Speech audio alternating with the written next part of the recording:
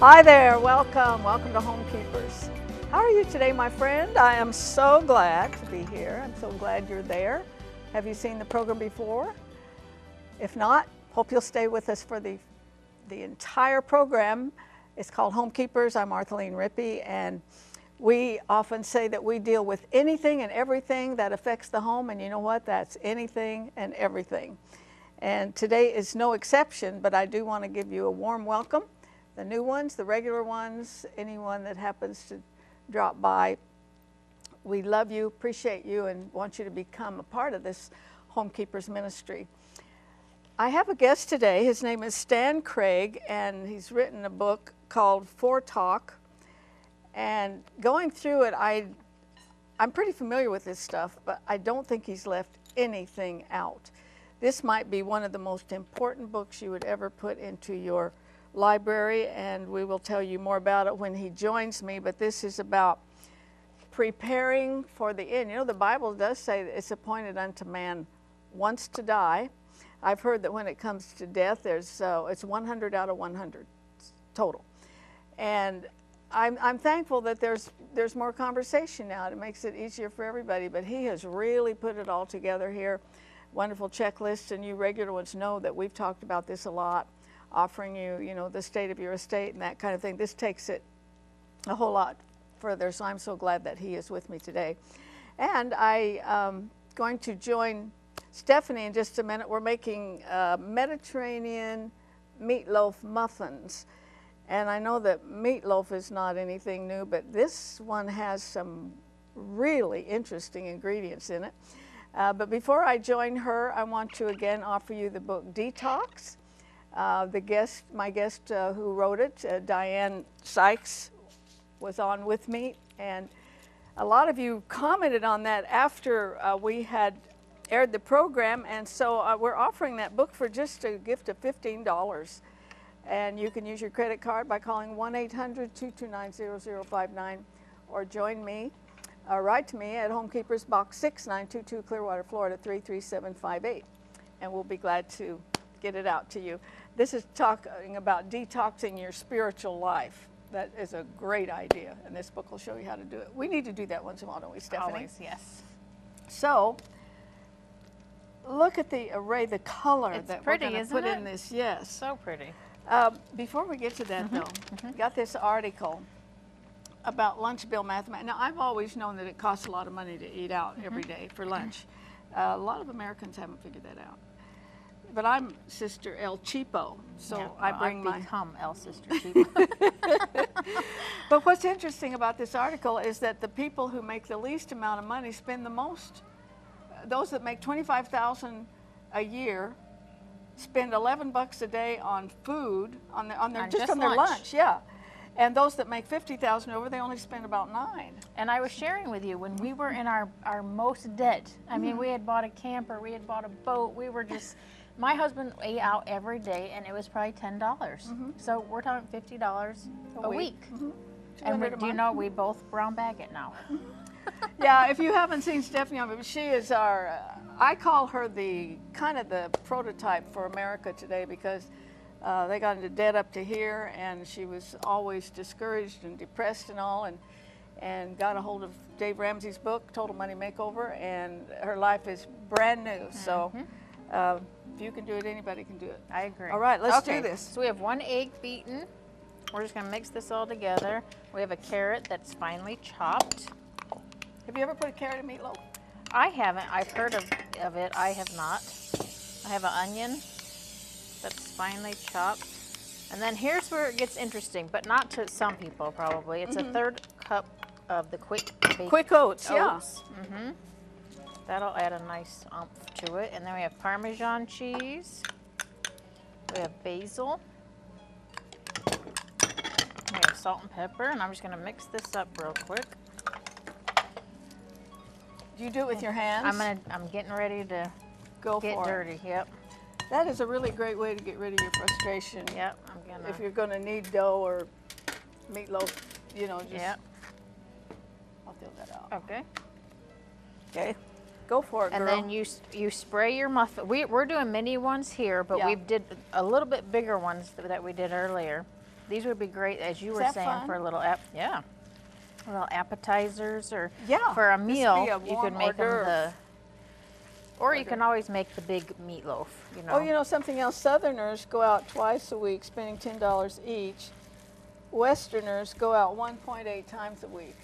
How do you do go that? out 1.8? You go out and then you leave? Maybe before the bill comes. Okay, this is your regular size. Now we put a kind of a jar of sauce that we had, but you know when I used to do meatloaf, and I don't have the amounts for this, but you could guess. Ketchup, mustard, and brown sugar. It makes the best. Oh yeah, and then the best. when you bake it, it'll sweeten up the ketchup too. Oops. So you're going to make the little bitty ones, like a warm hors d'oeuvre. Yeah, it's really pretty. That's an awful big bite. I'm going to cut it in half. Be dainty. Trying to.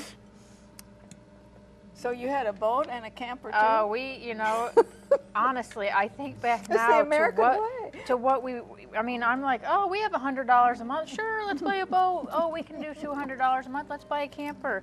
Oh, insurance, you have to have insurance for those? Sure. Gas? I mean, it was like, I think back now to what Oh, we now did. that's good.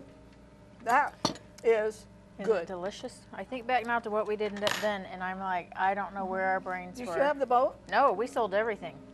We got rid of Did you miss everything. it? Oh yeah, we miss it a lot because we enjoyed doing that stuff together, but I didn't enjoy paying the bills, so. You like it? Keep talking, my mouth's full. I'll tell you how to do boats. Yeah. Find a friend that has a boat. Yes, well my son has a boat, so there you go. There you go. I remember when my husband was alive and pastoring here, his secretary's husband had a boat. We were on the boat all the time. Yeah, that's the way to do it. You know, we'd buy a bucket of I don't mind pitching in for lunch and Bucket pitching of in for Kentucky gas. Fried and- Chicken. yeah. That And sounds there you good. have it, friends. I don't think you've ever tasted a meatloaf quite like this, but it's very good. Also, this gives you portion control, and they say that is so very That's important. wonderful. Stay with me. I want you to meet Mr. Stan Craig, and we're going to talk about something that nobody wants to talk about. It's going to be good. If you would like a copy of today's recipe, please send your request along with a gift of $5 or more to Homekeepers, P.O. Box 6922, Clearwater, Florida 33758.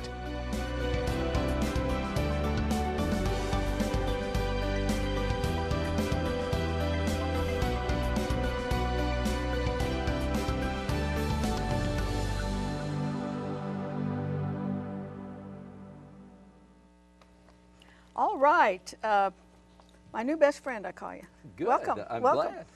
And those who watch this show a lot know that we have dealt with this, but you've taken it into so much more detail. Why? Why did you decide to write a book like this? Well, you know, I think God chooses us for certain things, and I really believe God chose me for this. It wasn't a choice. If it had been a choice, I would never have chose it because my younger brother we went to the hospital the day after Thanksgiving. We went in to see the doctor, and my brother disappeared. The doctor came back and said, your brother has stage 4 lung cancer. And he said he's going to have extensive treatment, radiation, chemotherapy. He will be in intensive care. And I just want you to know it's going to be a difficult road for him. And then he said, do you have his durable power of attorney for health care? Well, I've been in financial services for 27 years. I'd been a pastor. I didn't know what he was talking about. Really? I'd never heard of that term, a durable power of attorney for your health care. The next day, an attorney comes and he said, oh, I was talking to Ron's attorneys, and he said that Ron's going to be incapacitated. Well, he's getting a settlement from an insurance policy after an accident. Do you have his durable power of attorney for finance? Because you need to sign the papers and to have I said, I don't know what that is. And they said, well, does Ron have a will? I don't know. Are you his executor? I don't know. Does he have a living will? The doctor said, I don't know. So my brother died 41 days later, and at the end of that 41 days, I felt like I'd let him down because we didn't have these conversations. So I went back to church that I was pastoring actually in North Carolina, and my organist said, let me tell you what happened to me. She said, my mother has passed away. And I said, oh, I'm so sorry. My brother just died. I know what that's like.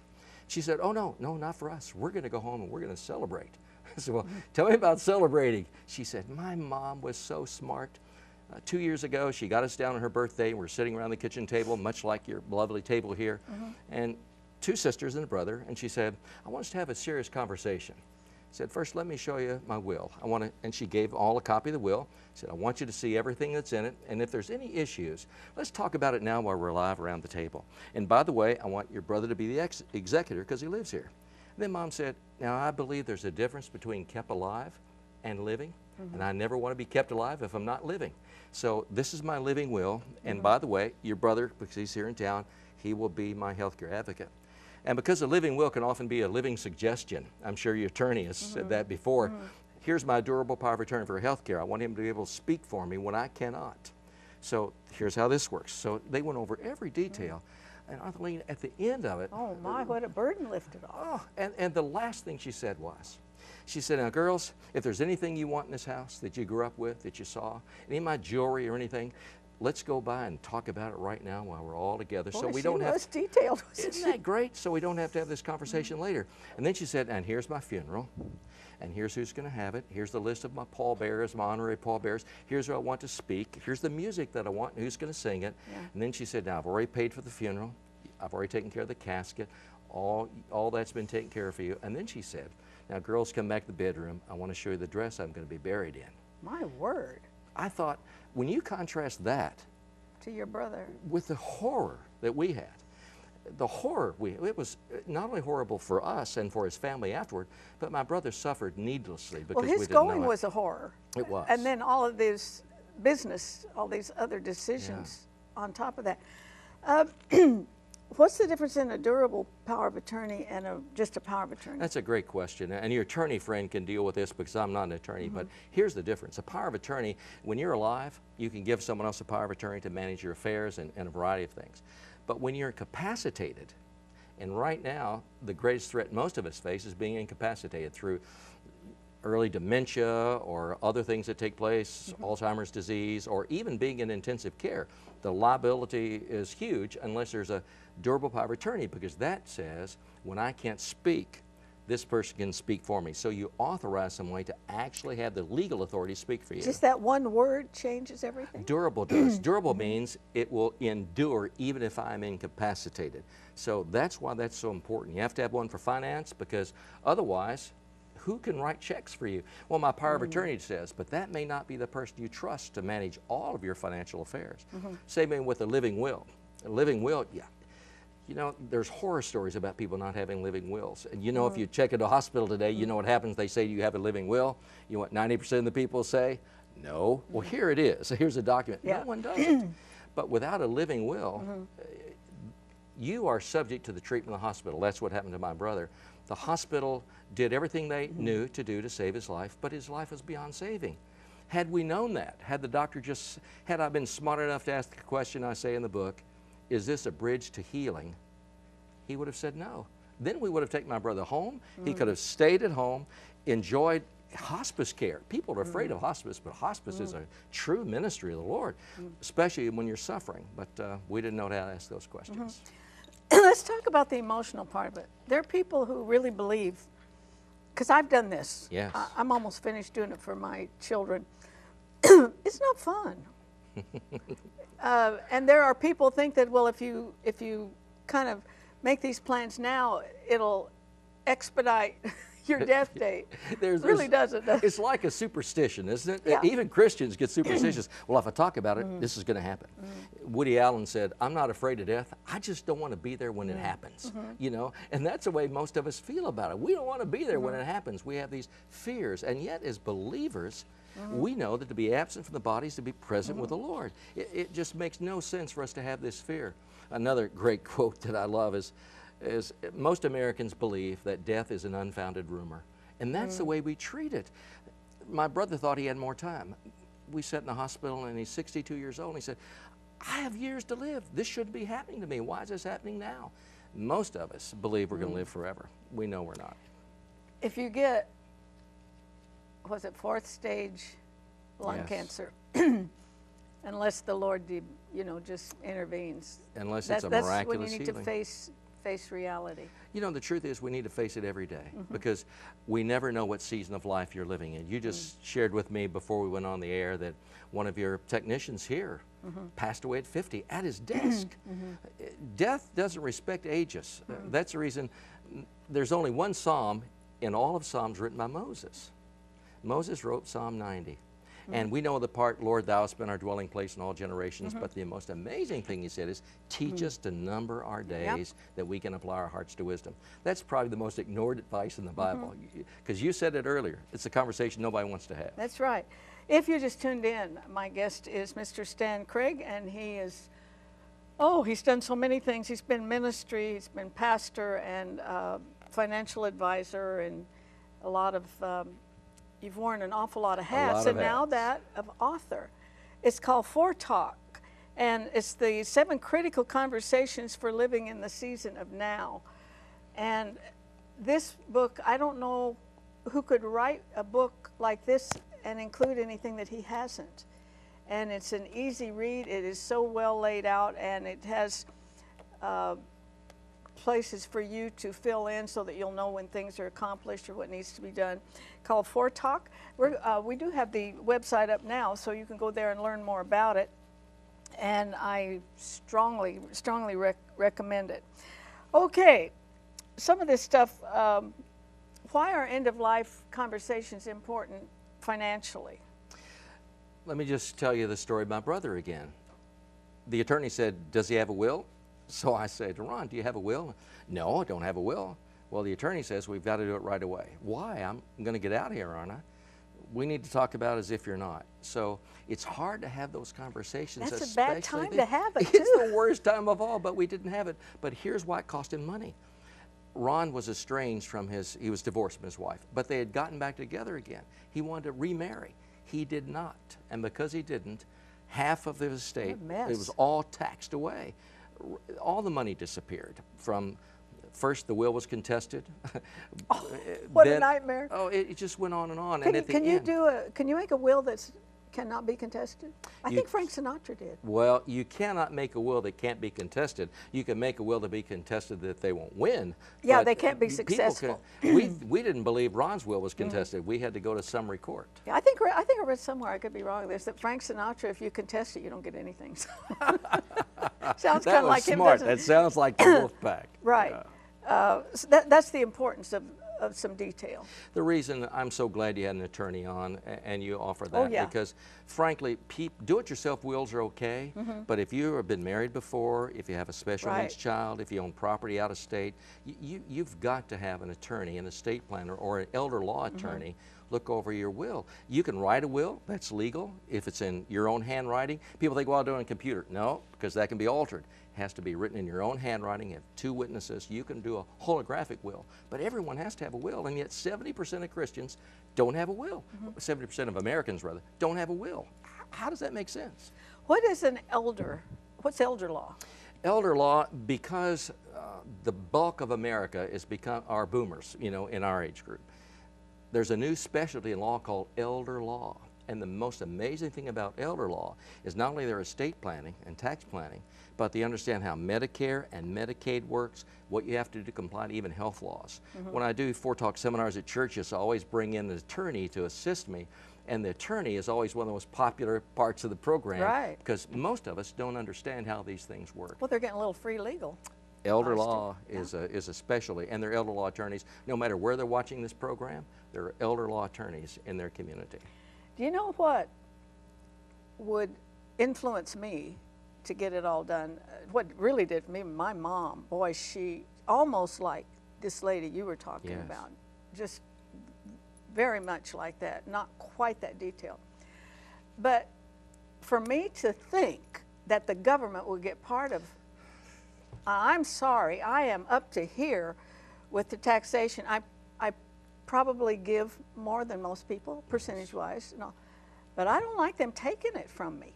I agree. And if you're not prepared, that's going to go through a probate court that is really going to take money you have worked so hard to bring to your life and family. It's so true, and I'm so glad you mentioned that, because when you die, there's only 3 things can happen to your will. Your children can get it, the state can get it, or you can give it to the ministry of the Lord. God can get it. If you don't have a will, guess who gets left out? Number 2. Only God. God gets left out. True. Because if you don't stay in there, that I want to give a portion of this. So my wife and I, we've tried to be double tithers, and so we wrote in our will a long time ago that 10% goes to our church and 10% goes to the seminary that we support. Well, I thought everyone would tithers in the will. I'm shocked that Christians don't tithe in their wills.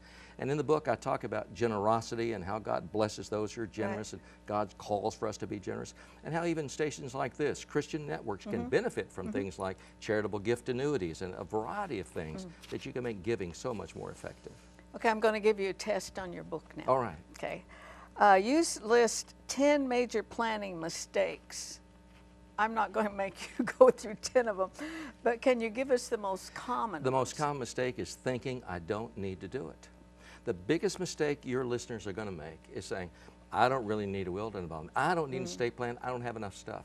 Listen, if you have stuff, somebody wants it. If you have anything, people will make claims on it. So the biggest mistake planning is think I don't need one. You've got to have an estate plan.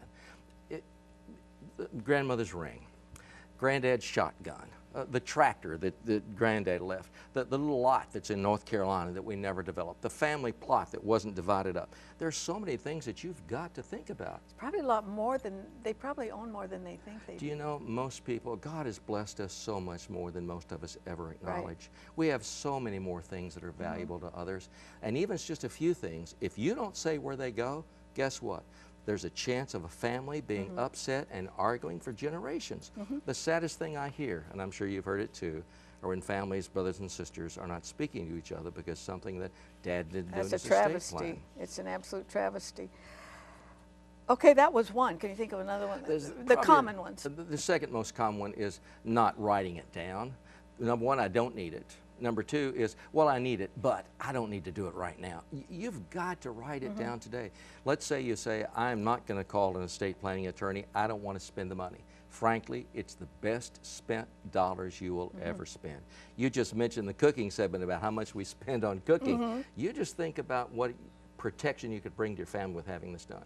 So even if you don't get an attorney, write it down. Write where you want these things to go. I'll tell you where they're very valuable too, and our regular viewers are familiar with Attorney Joseph Pippin. Yes. And his whole business is estate planning. He's quite a large firm, but that's what he does. And the interesting thing is that he will contact you about every 3 years for an update. Wonderful. And attorneys think of things that you will never think of. For instance, if you've got minor children, and what if you're both taken out in a car, airplane? Who gets those children, you know? That attorney can think of things that would never enter our minds. Let me give you a startling statistic. This year, Southern Baptists were polled, the pastors all across the nation. 58% of Southern Baptist pastors with children under 18 do not have a will. That's the worst child neglect you could ever think of. Don't have a will with children under 18? And they say, well, the mom will take care of them. No, no. Suppose you died in a car wreck with double indemnity, or your life insurance came, and all of a sudden there's $500,000. You're going to find a lot of people going to want to raise your children. Yes, right. Absolutely. That's for sure. And the documents you need. You've got to have documentation. Well, I found out just to renew my driver's license. Yes. They wanted stuff that was 30 years old. They wanted a death certificate of my husband. I mean, that's just beyond the pale. But that's the way it's going. There's more regulations, there's more demands, and so you need to keep your documents in a safe place because some court's going to ask for them. You do. Another amazing document that we don't think of is because this is the computer age, most of us do a lot of our finances on a computer. Well, I have a friend who passed away in a adult retirement center. His wife was dead. He was the genius for everybody in the community. He did everything online. The problem was when he passed away, his children came in from Illinois to pick up all the things, to get everything he had. It was all on the computer, and they had no usernames, no passwords to any of his accounts. They couldn't find anything, not even his will and testament, because it was all online. They had to get a court order and take it back to Illinois just to find out what was happening. I'm telling you, that's one I never would have thought of. And we're almost out of time, but I want to remind you again the importance of this book. And it makes the subject easy for you to just consider and even discuss. And it has far more in it than we can possibly cover today. After people do this, I know this from experience, from 2 or 3 people, there's such a relief. Okay, I got that done. Don't have to worry about that anymore. You know, death is stressful and when it happens to any member of your family and any friend. This takes the stress away. I just did a funeral for a dear brother in our church who was a deacon and who after a seminar said, Stan, I have to work on this. We were in the hospital as Ted was passing away, and his wife said, it's so wonderful to be here around this circle with no stress. And Ted said, you know, I'm so glad we did this because I don't feel any stress. I see you here. I know what we've done. It takes the stress away from everybody. That's what planning does anyway. It frees you to grieve. I That's mean, your brother's situation sounds like a complete nightmare. It was. Here's a man in pain, and no, there's no hope. And being mistreated, not mistreated intentionally, but it was what a hospital has to keep you alive. That's their goal. A doctor has to treat you. That's his goal. Most doctors won't even say, I'm sorry, there's nothing we can do. Doctors don't want to say that. But that situation created this book. It did. It did. And I think the Lord is pleased with anything that helps us, anything that's positive. And I think that if people would take advantage of this and use the good information and follow through, that's the second it's going to be a big, big weight off your shoulder. Well, we are out of time, and I hope that you will take advantage of the things that we've talked about. Like I said, as the regular viewers, you know that we deal with this, but this gentleman has taken it, to me, about as far as you can go. It's got so much good detail in it, and having a book give you time to go over it, read it, fill out some of the information in it, and it's not an easy thing, but boy, you'll be so glad you did. It's something that's just, when it's all accomplished, you can just breathe deeply and enjoy the rest of your life, okay? And we are out of time, but please remember, friends, there's no higher calling, none whatsoever, than that of a homekeeper. God bless you.